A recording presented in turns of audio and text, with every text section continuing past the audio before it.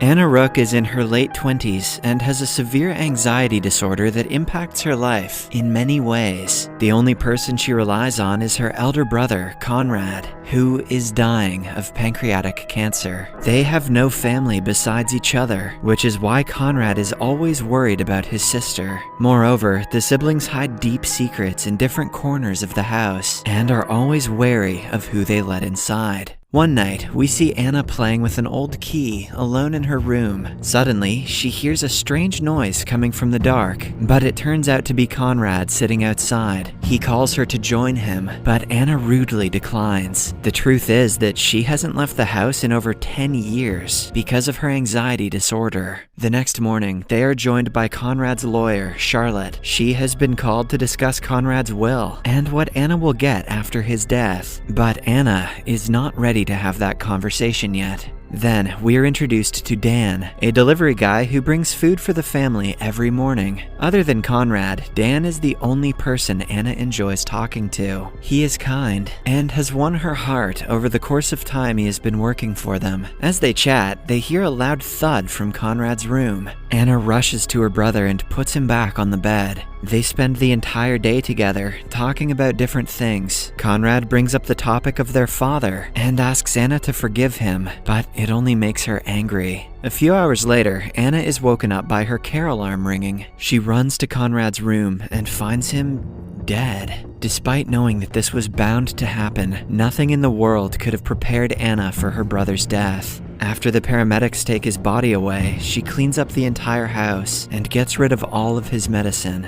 When Anna is at her lowest, Dan comes to her aid and lends her a shoulder to cry on. He suggests she sell the house and move somewhere else, but Anna is too connected to the house to leave it. As they chat, Dan reveals that he wants to get out of this town, but isn't financially able to do so. Anna abruptly leaves and returns a few minutes later with a bag full of money. She wants him to take it and make a better life for himself. Dan, however, refuses to accept it, even though Anna insists that she has more money than she needs. The next day is the day of the funeral. Anna gets ready to leave, but her anxiety gets the best of her at the last moment. She desperately wants to say a final goodbye to her brother, but ends up staying home, drowning in her thoughts. Suddenly, a car stops outside, and 3 men approach her house. They look through the window to ensure no one is home, looking to rob the place. Anna panics, but before she thinks of calling someone, one of the guys, named JP, breaks the back door and lets the other 2 in.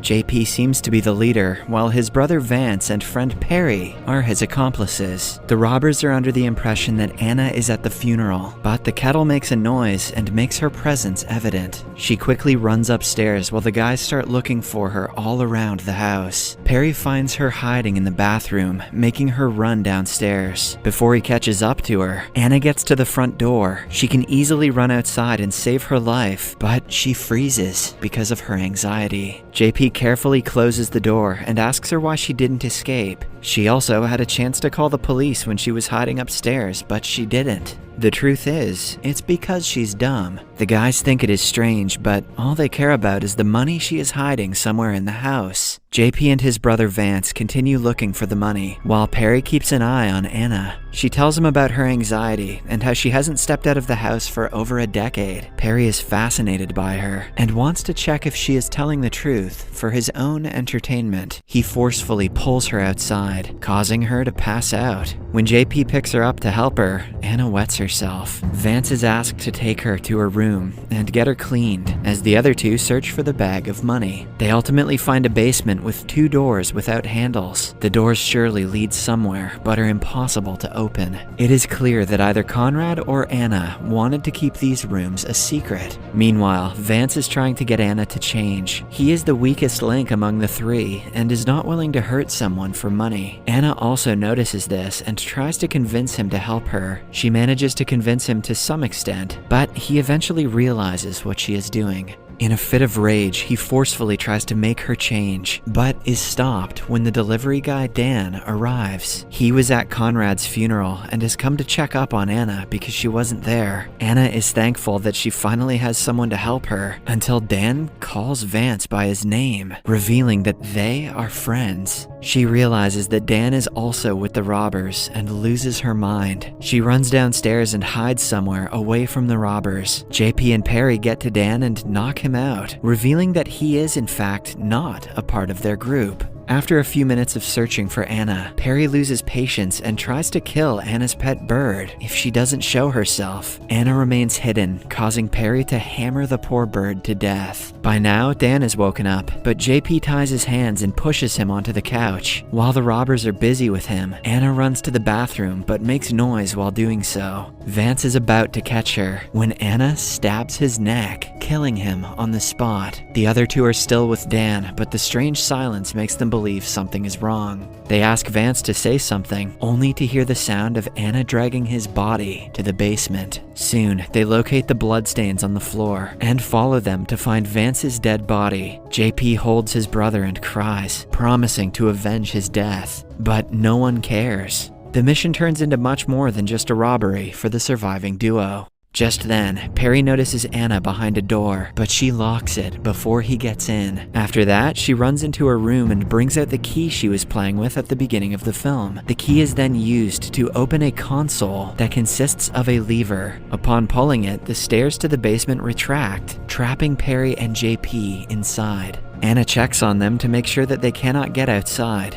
Some time passes, and the robbers try to break the doors in the basement to get out, but it has been made to withstand any force. Outside, Dan reveals that he is friends with Vance and had told him about the money yesterday. He feels awful for doing so because he didn't know it would lead robbers into her house. Anna still refuses to untie his hands and asks him about Conrad's funeral. He tells her how it went and inquires about what Conrad would have done in a situation like this. Anna thinks about it for a while before breaking his finger and bringing him to the basement door. Since the stairs are missing, he is standing at the edge of the wall. Anna asks him to prove his innocence by jumping into the basement, and when he refuses, she pushes him herself. Damn, Anna is hard. Dan cries in pain, holding his dislocated knee. Anna then enters a hidden cabinet that shows her live footage of the basement. A while later, she comes to check up on them, and JP tortures Dan in hopes that she will feel sympathetic. Anna tells them to use the first aid kit that is inside one of the two locked rooms with no door handles. This time, JP can open one of the doors because Anna has changed the settings from upstairs. However, as soon as he enters the room, she presses a button and he is locked inside. JP finds it extremely strange because the room looks identical to the one he had seen upstairs. In the meantime, Perry tries to break the second door and is successful after many attempts. He finds a freezer and opens it to see dead bodies inside. Shocked to the core, Perry runs outside and comes face to face with Anna. Now that he has seen things he shouldn't have, she cannot let him live. She hits him with a hammer to his head. The man is about to strangle her to death before he loses too much blood and dies. Outside, Dan manages to move into the second room and sees the dead bodies, realizing that something is very wrong. At the same time, Charlotte comes to check up on Anna because she hasn't been picking up her calls. Anna pretends like everything is fine and makes up an excuse for the noise coming from the basement. Charlotte doesn't think much of it and leaves after making sure Anna is okay. After her departure, Anna goes to the basement and finds Dan by the freezer. She puts him inside a cupboard, which leads him into the room where JP is locked. The room has a one-way mirror that she uses to keep an eye on them. JP figures this out and tries to break it, but Anna informs him that the glass is bulletproof. She then makes him wear a shirt out of a cupboard. It turns out that Conrad and Anna used to drug men and lock them inside this room. Then, Conrad joined the victims through the cupboard and tortured them while Anna watched through the mirror. JP wants to know the reason they replicated the room and whose shirt he is wearing. It is then revealed that Anna's father used to assault her even when she was a child. Then, one day, Conrad strangled their father to death and became her hero. Ever since then, they have been luring registered sexual predators into the house and killing them. Anna believes that they did the right thing because offenders deserved the punishment, but according to JP, both she and her brother are psychopaths. They got high from killing their father and wanted to relive the moment again and again. Anna loses her mind at the accusations and provides Dan with a gun to kill JP. She wants him to pay for his deeds and thinks she is helping him by doing so. JP pushes Dan aside and gets a hold of the gun. He gets ready to kill Dan, but Anna stops him, urging him to commit the unthinkable. She blames him for his brother's death and declares that death is the only way for his salvation. Initially, JP seems to be giving in to her demands, but he comes back to his senses and points the gun at Dan again. Seconds before he is shot, Anna opens the door and lets them out. JP helps Dan get inside of the house, but he isn't ready to run away yet. He looks at Vance's dead body, filled with rage and a will to take revenge. Dan tries to convince him to let it all go, but all he gets for it is a punch in the face. JP goes back in and starts pouring gasoline around the house. Anna brings him the bag full of money, hoping to send him away with it, but he refuses to take it and attacks her. In an ensuing struggle, Anna manages to run upstairs, but JP catches her and claims that he has an idea. He wants her to relive the bad memories she shared with her father by assaulting her. The fact that he is wearing her father's shirt makes it even worse for Anna. Just then, Dan comes into the room, and Anna takes advantage of the distraction to shoot JP dead. Silence prevails as both Dan and Anna look at the dead body, realizing that there is no one likable in this movie. They go downstairs, and Dan leaves without saying a word. Anna stays in the living room for about an hour before she finally decides to step out of the house. At last, she has left her fear of detachment behind and can exist outside of the house without hyperventilating. Oh goody, now she can be a serial killer for real. In the final scene, she lights the house on fire and walks away.